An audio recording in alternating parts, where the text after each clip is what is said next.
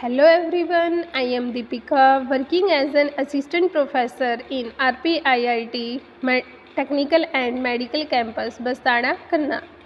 Today we will discuss about the classification and mechanism of action of sulfonamides. So first of its classification, first classification है short acting drugs, ठीक है, जिनका timing रहती है 4 to 8 hours.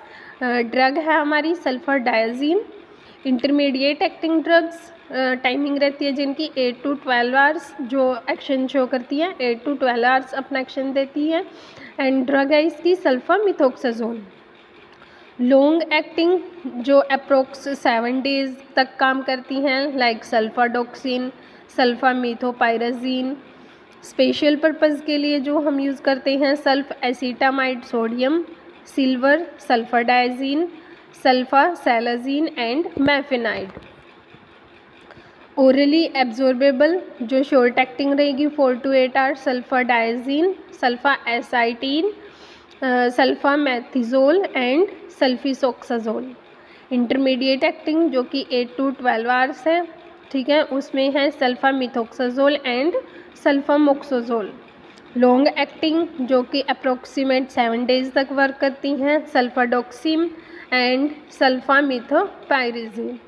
Orally non absorbable sulfasalazine, olsalazine and balsalazide. Topical agents आते हैं हमारे silver, sulfadiazine, mafenide, sulfacetamide sodium. Next is its mechanism of action, ठीक है. जैसे हमें जो बैक्टीरिया है उसकी सिंथेसिस के लिए हमें क्या चाहिए होता है, फोलिक एसिड. फोलिक एसिड कैसे बनता है, पेट्रिडीन क्या है, पाबा के साथ मिलके क्या बनाती है, डाईहाइड्रोटेरोइक एसिड, ठीक है. Dihydropteroic acid in the presence of dihydropteroic acid synthesis, ठीक है, जो कि फोलिक एसिड सिंथेसिस होता है.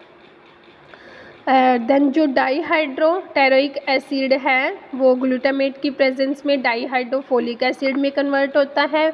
देन डाईहाइड्रोफोलेट रिडक्टेज की प्रेजेंस में जो टेट्राहाइड्रोफोलिक एसिड बनता है. टेट्राहाइड्रोफोलिक एसिड जो है वो आरएनए के लिए ज़रूरी होता है, डीएनए के लिए ज़रूरी होता है एंड प्रोटीन्स के लिए ज़रूरी होता है, ठीक है.